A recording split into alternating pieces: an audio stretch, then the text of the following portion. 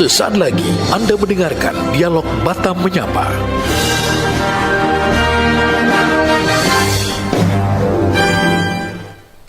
Assalamualaikum warahmatullahi wabarakatuh. Selamat pagi pendengar setia RRI Pro 1 Batam, kanal informasi dan inspirasi di 105,1 FM dan Relay Karimun di 107,2 FM. Senang sekali saya Renita Suarjana kembali hadir menemani Anda dalam program Batam Menyapa edisi Rabu 3 Juni tahun 2026. Pendengar, beberapa waktu terakhir, masyarakat dihadapkan pada berbagai tantangan ekonomi dengan nilai tukar dolar yang terus bergerak, kondisi pasar saham yang mengalami fluktuasi, meningkatnya harga sejumlah kebutuhan pokok, hingga biaya transportasi yang ikut mengalami kenaikan tentu menjadi perhatian banyak masyarakat. Situasi ini membuat pengelolaan keuangan menjadi semakin penting, tidak hanya bagi keluarga tetapi juga bagi generasi muda yang saat ini sedang mempersiapkan masa depan mereka.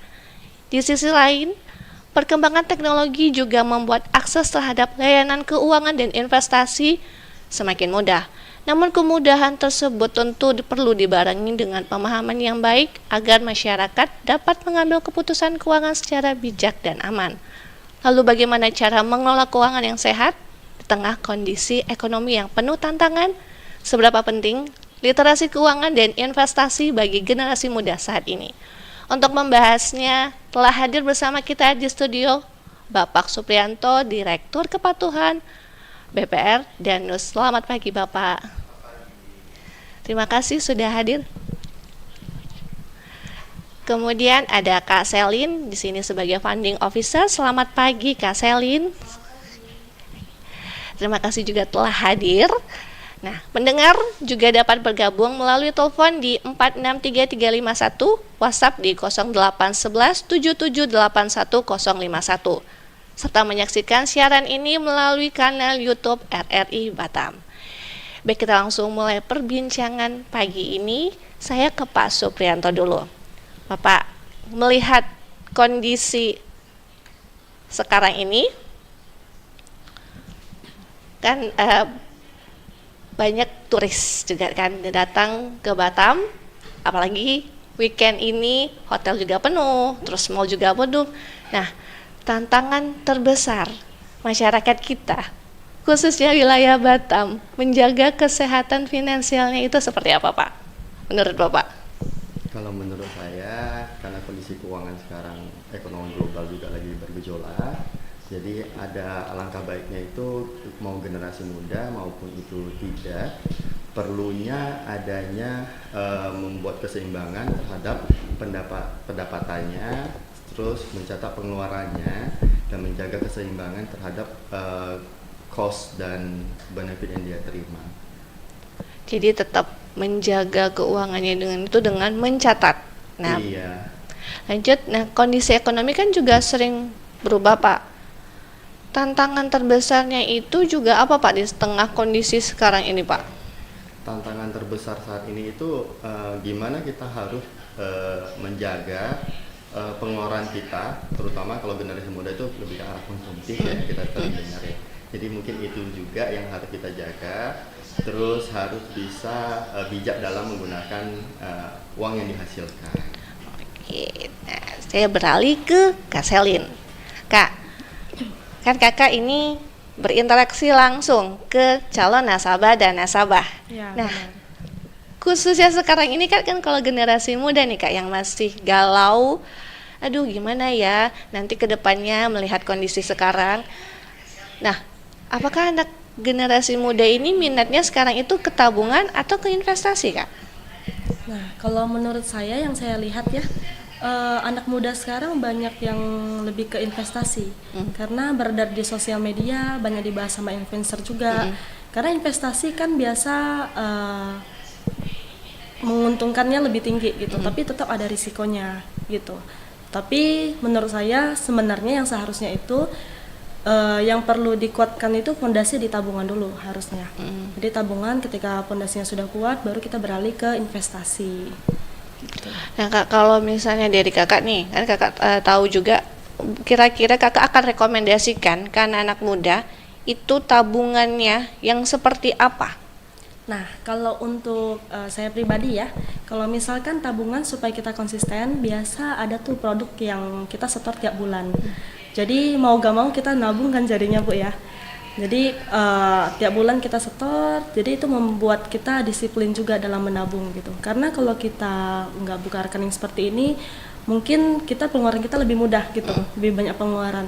Tapi ketika kita disiplin untuk menabung, jadi kita tiap bulan rutin gitu. Jadi ada juga mungkin produk yang blokir tabungan, jadi nggak semudah itu kita menarik uang kita lagi gitu. Jadi cari tabungan yang bisa kita tidak tarik menerus Iya, tuh iya, uangnya. betul. Oke. Nah kalau menurut kakak kira-kira ada nggak sih tips untuk anak muda yang sulit menabung karena pengeluaran hariannya itu cukup besar? Ada nggak sih tips sederhananya? Nah, ada beberapa tips dari saya. Yang pertama, ketika kita menerima penghasilan, menerima gaji misalnya, nah itu kita sebelum kita belanja bulanan, kita sisihkan dulu untuk menabung. Jadi jangan terbalik, jangan kita belanja dulu sampai udah habis sisa sedikit baru kita menabung. Nah itu terbalik ya. Jadi kalau bisa kita menabung dulu, baru kita sisihkan sebagiannya untuk belanja gitu. Jadi memang menabung kita prioritaskan gitu. Lalu yang kedua, kita menabung dari nominal kecil. Jadi menabung itu nggak harus langsung berapa puluh juta sih, berapa ratus juta sih, itu tidak ya. Jadi kita mulai dari nominal kecil, yang penting kita rutin gitu. Lalu kita seperti yang tadi memilih tabungan berjangka atau blokir. Lalu yang terakhir ini nggak kalah penting menurut saya. Sebelum kita belanja bulanan, alangkah baiknya kita memikirkan dulu apakah ini keinginan atau kebutuhan kita gitu. Karena kalau kita nggak berpikir demikian, kita menganggap semuanya kebutuhan. Karena ya namanya anak muda ya, biasanya kan pengen banyak itu ini gitu ya. Jadi kita mikir dulu sebelum beli, kira-kira ini memang dibutuhkan atau tidak gitu. Berarti kita selain memilih produk tabungan yang ada di bank, kita juga bisa mencatat kebutuhan yang benar-benar diperlukan daripada betul. ini benar nggak sih ya, aku beneran mau atau enggak, atau cuma hanya keinginan saat misalnya melihat tas, baju, atau melihat teman-teman yang makan di tempat yang fancy gitu kan. Ini benar-benar aku lagi kepengen banget atau ini memang kebutuhanku. Jadi yang harus diprioritaskan adalah kebutuhan terlebih dahulu. Iya betul. Oke. Nah lanjut ke Pak Suprianto. Pak, masyarakat ini saat ini apakah mereka sudah paham bagaimana memutuskan investasi terkait resikonya? Sebenarnya kalau kita bahas paham nggak paham, kita melihat dari literasi yang telah dijalankan. Berdasarkan data yang kita miliki, bahwa literasi untuk Indonesia itu sudah mencapai 65%-an untuk 2025. Harusnya tahun ini pasti lebih baik dibandingkan tahun sebelumnya. Dan inklusi sendiri udah mencapai sekitar 80%, Mbak Ninit ya, Mbak Ninit. Jadi sebenarnya secara garis besar itu mengalami pertumbuhan yang baik ya. Maksudnya secara garis besar masyarakat sudah pelan-pelan mengetahui literasi keuangan itu sendiri. Jadi harapannya itu membantu mereka dalam memitigasi profil risiko investasi yang mereka mau mengambil. Namun tantangan kita terbesar itu adalah di daerah biasanya. Apa itu Pak?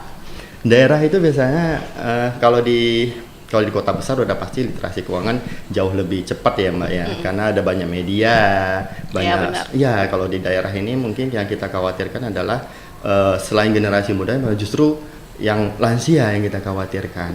Kenapa itu Pak biasanya Pak? Karena kan pada notabene lansia itu melek teknologi itu nggak setinggi generasi muda ya. Betul. Sedangkan para lansia ini yang notabene memiliki dana lebih dibandingkan generasi muda. Iya benar. Nah, sehingga kalau mereka tidak melek dengan literasi keuangan, itu akan sangat bahaya karena bisa terjadi kayak yang sering kita dengar, rata-rata yang penipuan itu bukan dari anak muda, biasanya dari yang berusia. Benar sekali. Karena mereka kurang mengerti tentang literasi keuangan itu sendiri sih. Nah, sekarang ini juga kan banyak Pak, tadi kan karena memang sih kalau saya perhatikan yang lebih condong informasi atau berita yang saya dapatkan juga itu rata-rata yang sudah berpenghasilan dan lebih tinggi. Mereka, saya kadang bingung, ini mereka pekerja, terus mereka yang sudah berusia mungkin 40 tahun ke atas atau yang sudah pensiun itu mereka kan punya pengalaman hidup. Kenapa sih masih kena dengan investasi ilegal atau bodong? Terus belum lagi penipuan digital. Nah, menurut Bapak, kira-kira yang perlu diwaspadai dengan investasi yang ilegal dan atau penipuan itu apa ciri-ciri yang harus kita waspadai? Khususnya nanti ini belajarlah untuk yang generasi muda juga. Kalau untuk generasi muda itu sebenarnya lebih gampang untuk diketahuinya dibandingkan yang berusia. Kenapa? Karena kalau anak muda ini biasanya udah menggunakan segala teknologi ya, Mbak Nit. Seperti udah menggunakan AI segala macam dalam mencari tahu informasi. Tapi ada beberapa hal yang bisa menjadi ciri-ciri investasi yang bodong itu seperti apa sih? Yang pertama pastinya dia tidak terdaftar di dalam regulatornya Indonesia. Nah, kalau jadi jasa keuangan itu biasanya kita di OJK.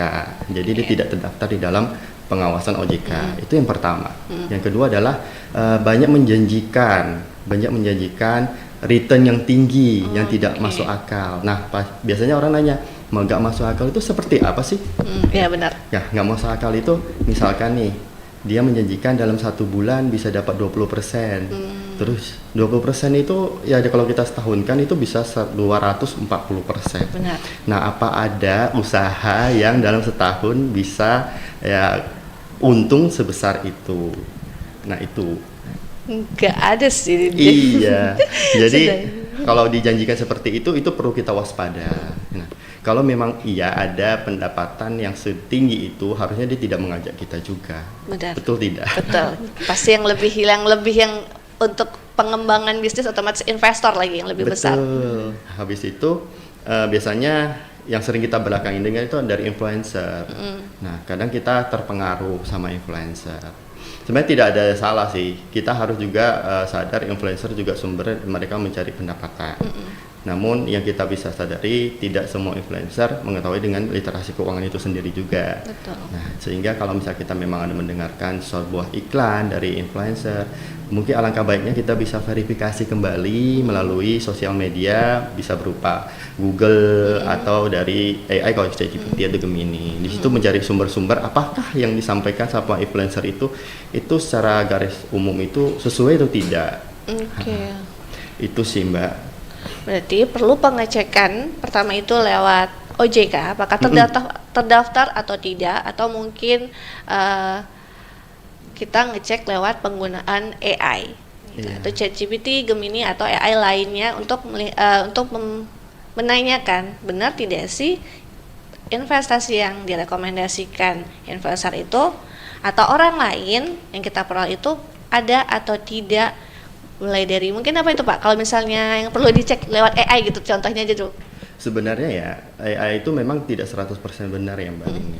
Jadi yang harus kita melek itu adalah pada saat kita nanya secara AI, kita harus lihat sumber yang dia dapat itu dari mana. Kita verifikasi kembali pembacaannya, karena kan nama AI itu dia robot ya. Robot machine learning yang hanya mendapat data dari berbagai sumber untuk menyajikan ke kita. Jadi tidak 100% itu akurat. Tapi itu hanya membantu kita dalam kita mengembangkan kita punya pengetahuan biar kita juga paham.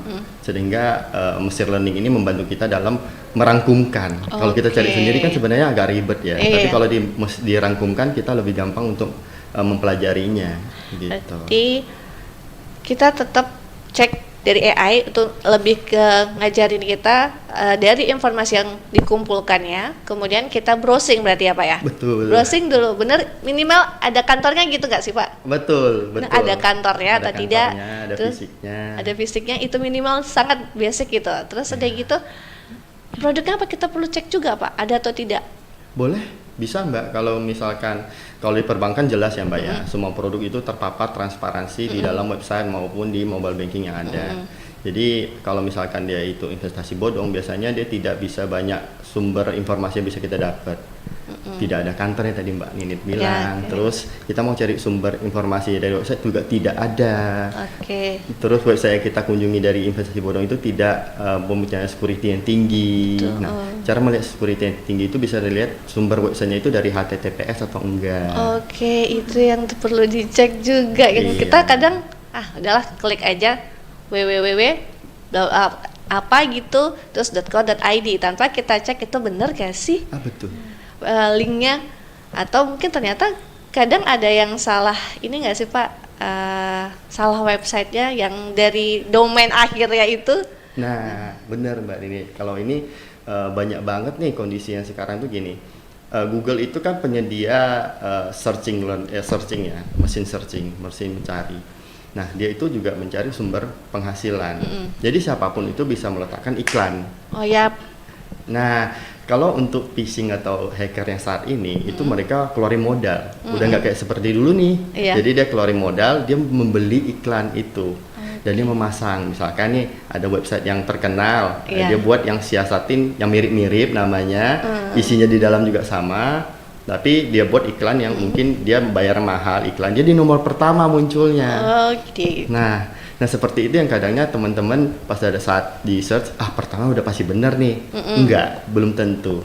Jadi pada saat dimasuki, dimintaan user ID-nya, minta password, minta OTP, kita udah masukin semua tanpa kita sadari, dan ternyata itu adalah website yang bodong. Gitu. Jadi perhatikan, cek kembali berarti domainnya apakah sesuai dengan produk keuangan atau investasi yang benar-benar kita butuhkan. Jangan sampai ada salah titik, koma, huruf pun, karena kita hacker sekarang itu mereka sudah lebih canggih dan lebih pintar dari kita, karena dia naruh iklan dan mirip satu jenis huruf atau simbol gitu. Benar. Oke, Pak, lanjut. Kan saat ini transaksi digital juga semakin tinggi. Apa tantangan dari sisi keamanan untuk transaksi keuangannya, Pak? Yang paling susah, karena kan beberapa kasus ya bank besar aja bisa hilang duit itu. Itu apa sih, Pak? Yang harus kita tantangan itu dua sisi sih Mbak. Apa itu? Yang pertama sisi banknya, yang kedua sisi nasabahnya. Nah, yang belakangan kita sering dengar itu ada kebanyakan karena dari sisi nasabah juga. Jadi dua sisi. Nah, kalau sisi perbankan kami selalu meningkatkan tingkat keamanan, security patch-nya kita selalu update. Terus kita juga lakukan screening. Jadi ada tim. Kalau di perbankan itu biasa ada namanya tim cyber. Nah, tim cybernya yang kerja keras nih tiap hari. Dia make sure semua jaringannya aman, semua transaksi yang dijalankan sama nasabah itu semua di dalam jaringan yang prudent. Nah, seperti itu di sisi perbankan. Kalau di sisi nasabah perlu menjaga yang namanya yang sering kita dengar OTP, password user. Yang seperti itu yang biasanya bisa bobolnya karena itu sih, karena dua sisi harus kita jaga. Pak, mungkin kan ada beberapa orang juga awam, mungkin password itu orang tahu lah. OTP itu apa, Pak? OTP itu yang biasa kita terima dari SMS maupun dari WhatsApp. Oh gitu.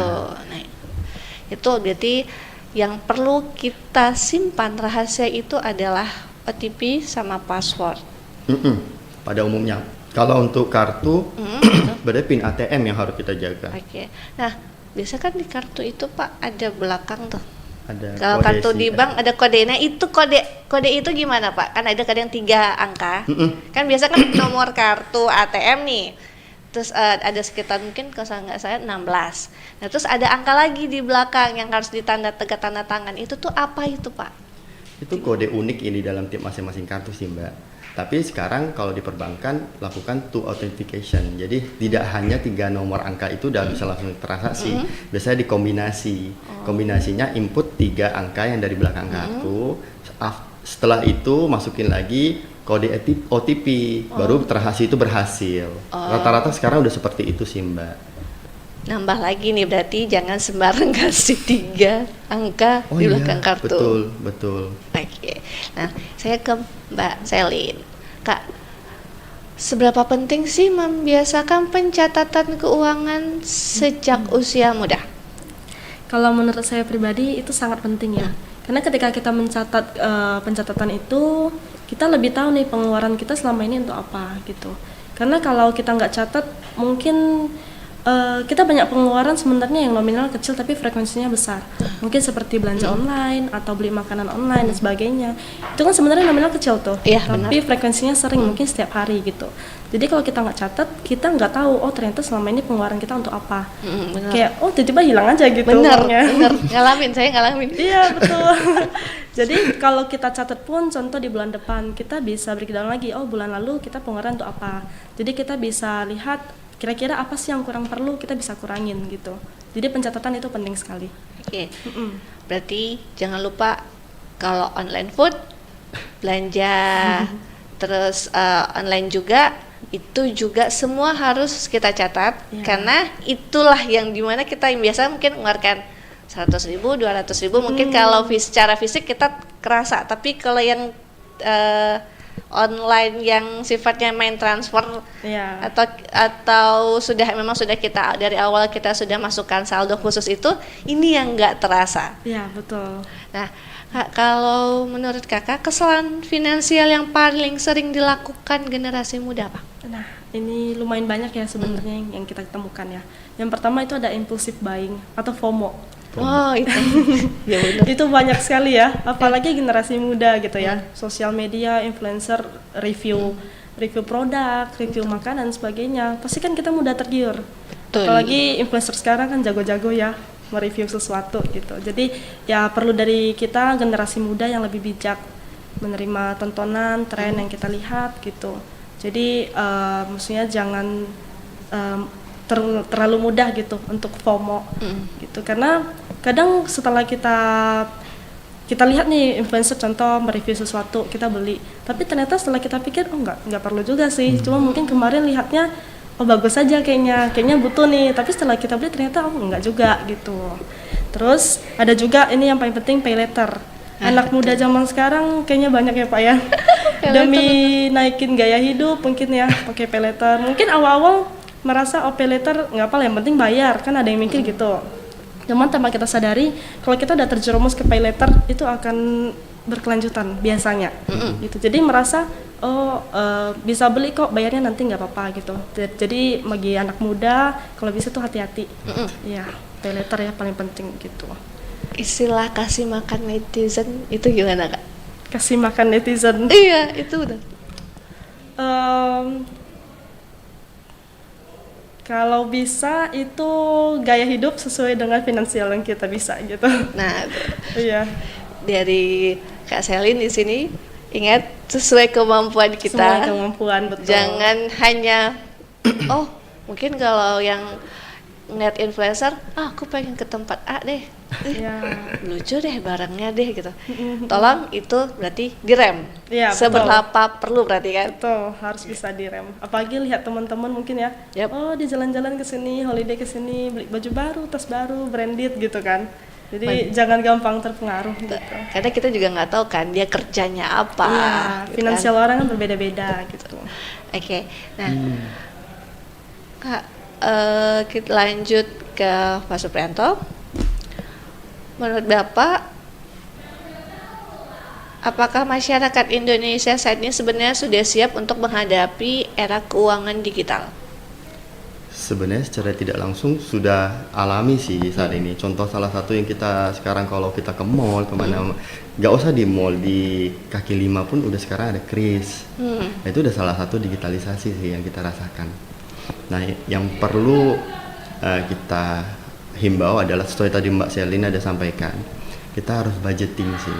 Berapa sih yang harus kita siapkan untuk transaksi keuangan digital? Biasanya kan di e-wallet maupun di e-wallet sih biasanya harus kita budgetin. Jadi kalau misalnya dananya habis ya sudah gitu.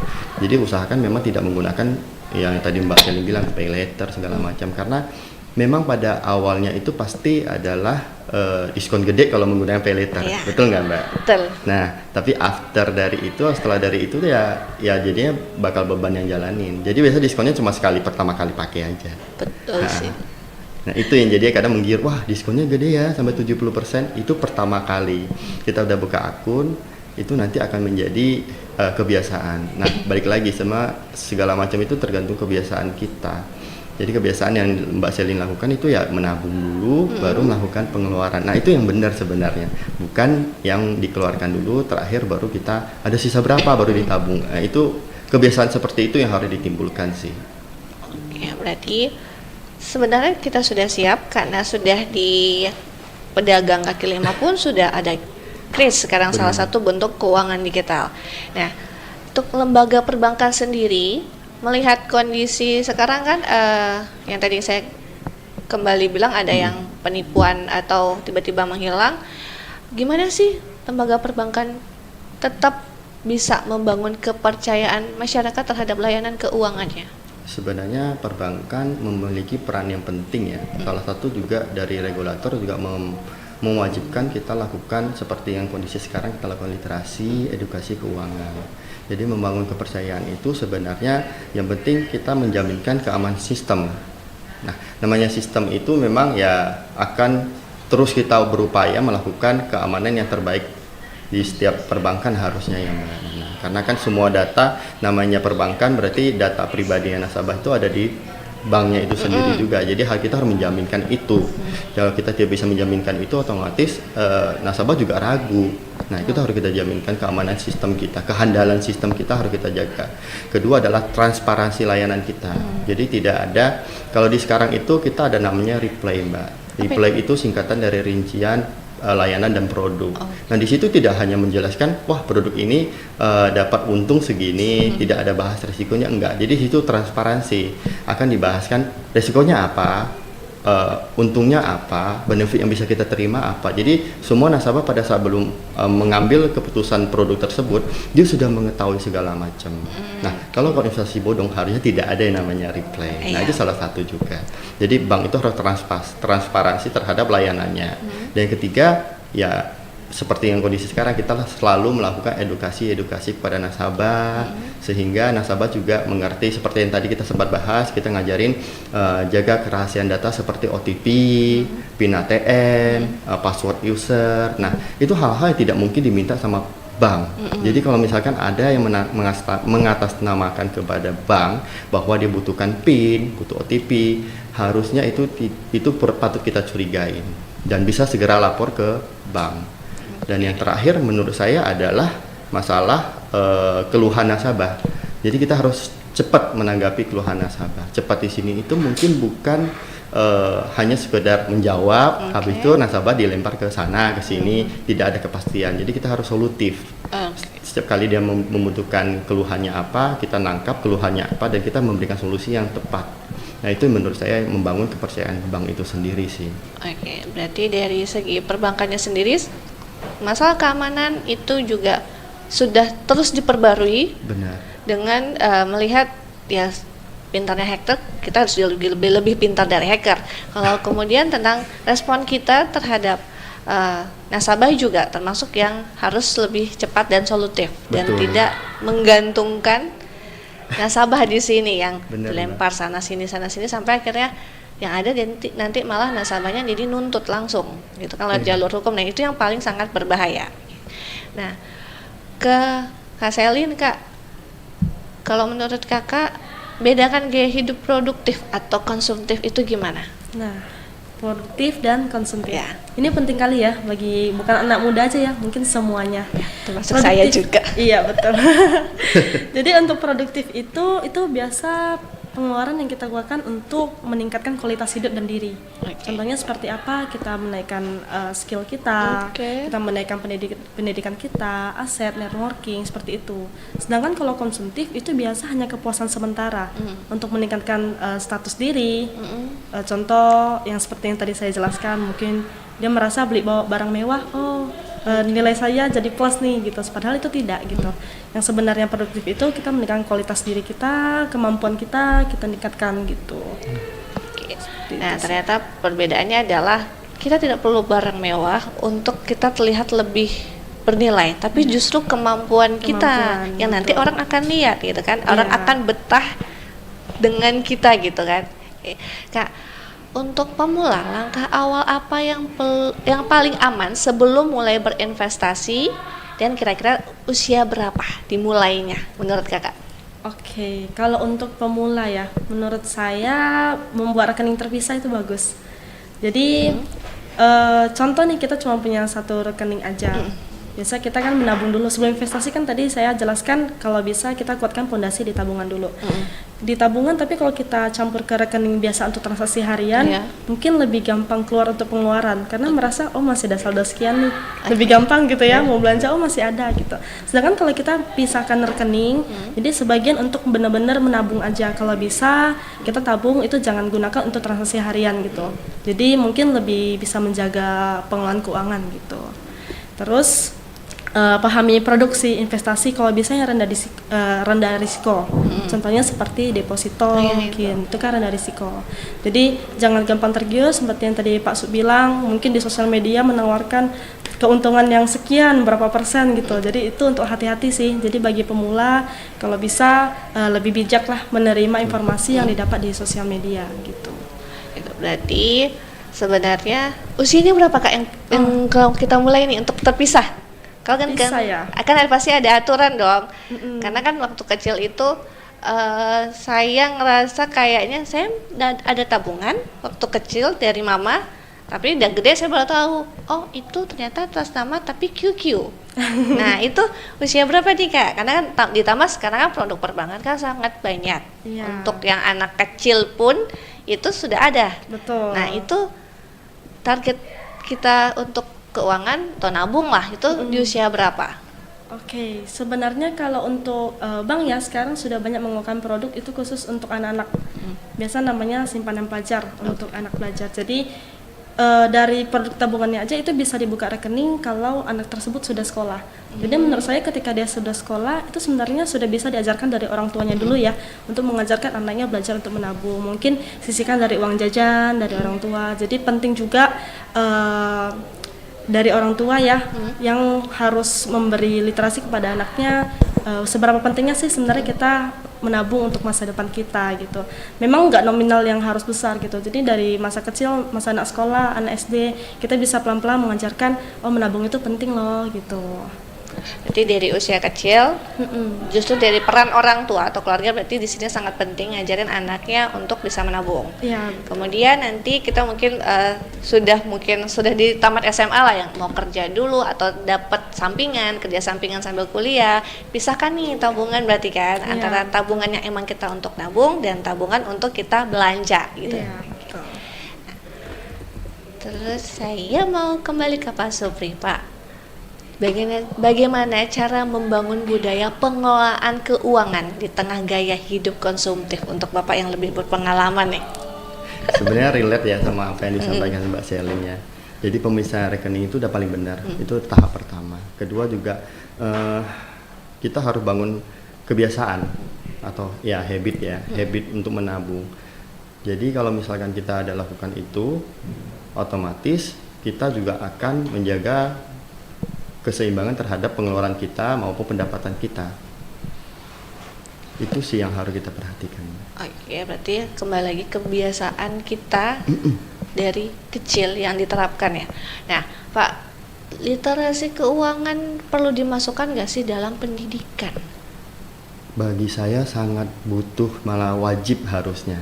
Tapi harus co-branding atau koordinasi dengan mungkin jasa keuangan yang ada. Karena kan jasa keuangan itu punya peran dalam melakukan edukasi juga ya Mbak Ninit. Jadi otomatis kalau misalkan sekolah ada membutuhkan, kami juga sebenarnya ada kerjasama dengan beberapa sekolah melakukan literasi dan edukasi. Nah, juga sejak dini, TK, SD, SMP hingga SMA. Jadi kami memang fokusnya di TK, SD juga. Nah, karena ya kita mikirkan kebiasaan untuk mulai menabung segala macam itu juga bisa tunggu kita udah dewasa. Karena itu kebiasaan. Jadi apapun yang kita membawa hingga kita dewasa itu bisa adalah kebiasaan dari kita kecil. Betul nggak Mbak? Jadi kalau misalkan kita udah terbiasa menabung dari kecil, harusnya kebiasaan ini akan membawa dia sampai dia dewasa. Jadi kalau dia dari kecil sudah mengerti, udah paham dengan keuangan, literasinya dia dapat, itu akan sangat mendukung kita punya generasi muda itu bisa berkembang. Dan Indonesia juga jadinya makin maju yang kita harapkan. Kalau untuk sekolah nih, kan tadi Bapak bilang kan ada kerjasama dengan beberapa sekolah. Ini prosedurnya seperti apa Pak? Sebenarnya prosedurnya tidak sulit sih Mbak. Yang penting dari sekolahnya itu pertama memang ada literasi edukasi yang disediain dari sekolahnya. Terus informasi bisa sampaikan ke kami. Nanti kami akan lakukan MOU kerjasama. Nah kerjasama itu kita akan menawarkan ke biasanya kita berbarengan, kita literasi edukasi terhadap keuangan. Kedua habisnya biasanya kita ada inklusi terhadap produk-produk kami gitu sih Mbak. Jadi kita harap juga setelah mereka mendapat literasi edukasi terhadap keuangan, selanjutnya apa sih? Oh ya udah medianya. Nah medianya adalah perbankan. Ayo buka rekeningnya, mulai menabung. Jadi biasa kami ada sediakan kendaraan yang di situ juga ngajarin gimana sih anak TK SD ini mengerti cara menggunakan ATM. Nah ya. Dulu saya nggak pernah diajarin. Betul, saya juga enggak Mbak. Jadi diajarin. kami sediain satu namanya bus keliling, itu bisa dilakukan literasi. Jadi di situ dia buka rekening, dapat kartu dengan limit yang tertentu ya sesuai dengan resiko yang timbul. Dia bisa menggunakan itu untuk belajar gimana sih masukin kartu ATM. Selama ini kan cuma jadi penonton nih, orang tuanya yang ambil. Sekarang dia rasakan sendiri, masukin PIN, dia bisa belajar setor. Nah mesin kami juga bukan hanya bisa mengambil tarik tunai, kami bisa mesin setor juga. Jadi dia bisa belajar banyak hal di situ. Berarti sekarang pun ternyata saya baru tahu, saya kirain sama ini mobil keliling perbankan itu mana juga untuk nabung gitu kan. Ternyata bisa untuk belajar penggunaan mesin ATM berarti gitu kan. Iya. Saya baru tahu. Benar. Di kami sudah menyediakan. Oke. Lanjut lagi ke Kak Selin, Kak. Ini benar-benar bagaimana cara ya untuk generasi muda lebih tertarik menabung atau langsung berinvestasi. Nah, terus kemudian Kak bedakan jenis tabungan itu kan tadi Kak bilang ada beragam. Iya. Jenis-jenis mungkin dari ada tabungan kalau nggak salah saya dari BI itu. Nah, Kak bisa jelasin nggak untuk kita kan tadi kan ada untuk pelajar, terus kemudian ada ketentuan juga mungkin jenis tabungan yang khusus emang dari BI gitu, terus ada mungkin deposito. Ya, Nah, apakah di tempat Kakak bekerja itu ada reksadana? Kita pengen tahu nih Kak dari sudut pandang Kakak yang pengalaman sebagai funding officer untuk mengumpulkan dana nasabah, itu jenis-jenis apanya aja gitu juga Kak? Oke. Jadi kalau untuk yang produk dari BI yang seperti Kakak bilang tadi itu mungkin yang dimaksud tabunganku ya. Oh iya. Ya, tabunganku itu jenis rekening tabungan. Lalu ada deposito juga. Ya, kalau untuk di BPR dan Nusantara nggak ada reksadana ya Pak ya. Kita deposito.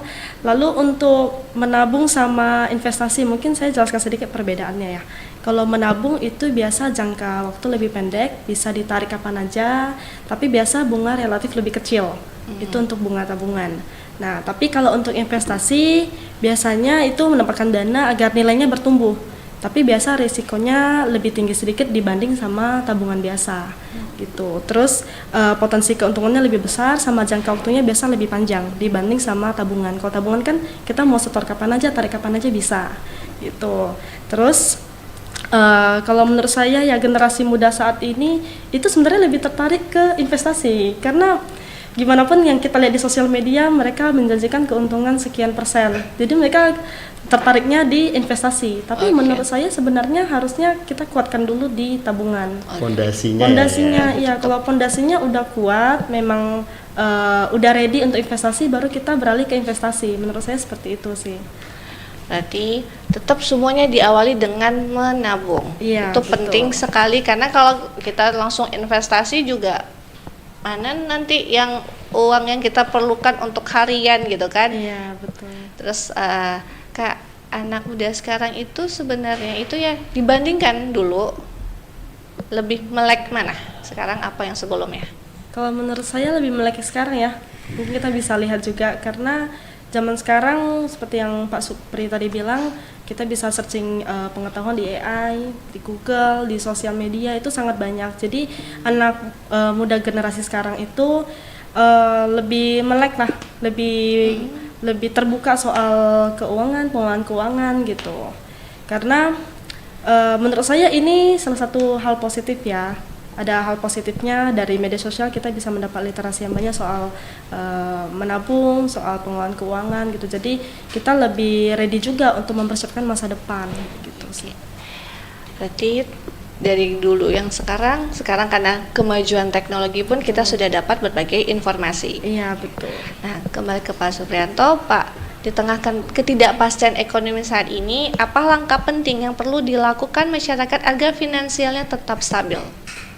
Kalau menurut saya yang pertama menjaga arus kas keuangannya, karena cara arus kas itu adalah sumber dari pendapatan. Dari situlah kita sebenarnya relate sama apa yang disampaikan. Kalau untuk kawan muda itu kan kadangnya yang susah itu menjaga arus kas, karena yang balik lagi FOMO, terus kebutuhan konsumtif yang tinggi. Nah itu yang harus dilakukan pembenahan sih. Cuman sebenarnya saya yakin generasi muda itu semuanya udah mengetahui hal-hal yang kita sampaikan hari ini. Tapi kadang penerapannya yang kurang. Betul. Penerapannya yang kurang, sehingga hal-hal yang harus lakukan adalah coba balik lagi yang tadi awal kita sampaikan, ambil selembar kertas, ambil pena, mencatat semua pengeluaran yang dilakukan setiap bulan seperti apa dan direview 1 bulan itu. Kalau direview, di situ akan dapat titik. Oh, ternyata saya banyak habis ke sini ya. Karena zaman sekarang untuk mencatat pengeluaran itu sangat gampang. Bisa gratis, bisa berbayar. Yang gratis bisa menggunakan yang kalau nggak punya gadget handphone yang bisa dari note, udah bisa simpan itu. Terus dari aplikasi juga banyak aplikasi gratis yang bisa mencatat pengeluaran kita hingga sampai jenis konsumtif yang kita pakai itu apa bisa kita kategorikan. Jadi kita bisa mereview dari situ. Oh ternyata saya bulan lalu banyak habis nih di situ. Jadi apa yang harus dilakukan yaitu balik lagi mencatat semua pengeluaran, terus mereview kembali pengeluaran tersebut sehingga dia mengetahui pengeluaran 1 bulan sebenarnya itu melebihi dari income atau enggak sih. Nah, kalau misalnya melebihi, berarti itu harus dikurang-kurangi. Jangan sampai kita menopang kita punya kehidupan menggunakan uang masa depan. Uang masa depan itu bisa berupa ya kalau anak muda bisa pay letter, kartu kredit, itu kan uang masa depan ya. Nah itu yang harus kita jaga sih. Kurangin yang namanya hutang konsumtif. Itu yang harus kita lakukan sih. Ya, berarti kita tetap harus mencatat arus kas dari keuangan kita sendiri itu pemasukan. Itu berarti mungkin dari anak muda yang sudah bekerja mereka dari gaji. Kalau anak muda yang masih dikasih uang jajan dari orang tuanya berarti itu juga termasuk pemasukan, dan kemudian pengeluarannya apa aja itu harus dicatat. Jangan sampai kita menggunakan pay letter itu lagi lah ya. Dan kalau mungkin yang udah untuk pekerja mungkin kartu kredit itu lebih hati-hati juga. Betul. Karena kan ya diskon dari kartu kredit belum lagi poinnya gitu kan. Benar. Betul. Nah untuk dari Kak Selin, harapan kakak untuk generasi muda Indonesia beberapa tahun ke depan tentang kesadaran finansial itu apa? Oke. Jadi sebenarnya yang kita bahas tuh sebenarnya itu aja agak banyak, tapi susah diterapkan gitu ya. Jadi ya dari pihak jasa keuangan kita terus mengedukasi kepada teman-teman generasi muda atau adik-adik itu mempunyai kebiasaan untuk menabung. Benar. Kebiasaan menabung, kita merencanakan masa depan. Karena sepenting itu. Karena saya lihat banyak juga di luar sana yang tidak memikirkan masa depan. Jadi hidupnya tuh kayak let it flow aja gitu. Jadi kayak hari ini untuk hari ini, masa depan ya udah nanti aja lihat kita gimana gitu. Tapi sebenarnya itu salah. Jadi yang harus kita persiapkan itu sebenarnya dari sekarang gitu. Lalu juga keuangan yang lebih sehat seperti yang tadi kita jelaskan juga, memilih produk yang aman, yang mungkin diawasi OJK, dijamin sama LPS, seperti itu, yang risikonya juga rendah seperti deposito. Terus juga lebih bijak dalam menggunakan sosial media dalam menerima informasi soal keuangan gitu, karena seperti yang Pak Supri tadi bilang saat ini sangat banyak scam, banyak sekali ya, jadi itu harus lebih bijak sih, harus hati-hati gitu. Ya, berarti kembali lagi tetap nabung itu yang harus penting, karena kalau nggak nabung kita nggak tahu mana uang untuk kita benar-benar masa depan kita, mana uang pengeluaran kita. Kalau kita langsung investasikan juga nanti bingung, ini gimana nariknya lagi ya, kalau lagi butuh, ini benar-benar butuh banget lagi, atau yang darurat banget gitu kan, misal kayak sakit yang tiba-tiba gitu kan. Justru kalau kita nabung, kita tahu kapan kita mulai berinvestasi. Oke. Nah Pak, Supri, kira-kira Bapak ada pesan singkatnya sih untuk generasi muda biar lebih bijak mengelola keuangan? Pesan singkat. Pesan saya sih, karena juga saya kayaknya termasuk generasi muda juga ya. Benar, Oke, betul. generasi muda itu kan kita melek sama teknologi keuangannya. Jadi melek teknologi keuangan itu jangan sampai kita malah yang terjerumus terhadap teknologi keuangan itu tersendiri. Jadi kita harus dengan cara aman dan cara bijak dalam melakukan transaksi keuangan apapun. Nah, yang harus kita pertahankan itu jangan mudah tergoyah dengan gaya hidup atau investasi yang dijanjikan keuntungan cepat dengan penghasilan yang tinggi, yaitu hal-hal yang tidak wajar yang seperti itu harus patut dicurigakan. Jangan sampai kita udah capek-capek bekerja, uangnya habis untuk diambil sama scammer atau hacker. Nah, seperti itu. Terus saya harap juga generasi muda itu adalah generasi yang produktif secara finansial, tapi bukan hanya konsumtif secara digital. Kalau untuk Kak Selin, apakah ada pesan singkat untuk generasi muda? Nah, sebenarnya saya udah siapin quotes nih. Apa itu? Apa itu? Quotes untuk hari ini, menabung bukan soal seberapa nominalnya, tetapi seberapa konsisten kita melakukannya. Semakin dini kita membangun kebiasaan finansial yang baik, semakin mudah kita mencapai tujuan di masa depan. Oke, cakep. Baiklah, pendengar setia RRI Pro 1 Batam, tidak terasa kita sudah berada di penghujung program Batam Menyapa pagi hari ini. Terima kasih kepada Pak Suprianto dan Kak Selin yang telah berbagi wawasan dan pengalaman bersama kita. Semoga perbincangan ini dapat memberikan manfaat dan menambah pemahaman kita tentang pentingnya mengelola keuangan secara bijak, membangun kebiasaan finansial yang sehat, serta memahami investasi dengan baik demi masa depan yang lebih terencana. Terima kasih atas kebersamaan Anda. Saya Rinita Suharjana dan teknisi Angga. Pamit undur diri. Wassalamualaikum warahmatullahi wabarakatuh.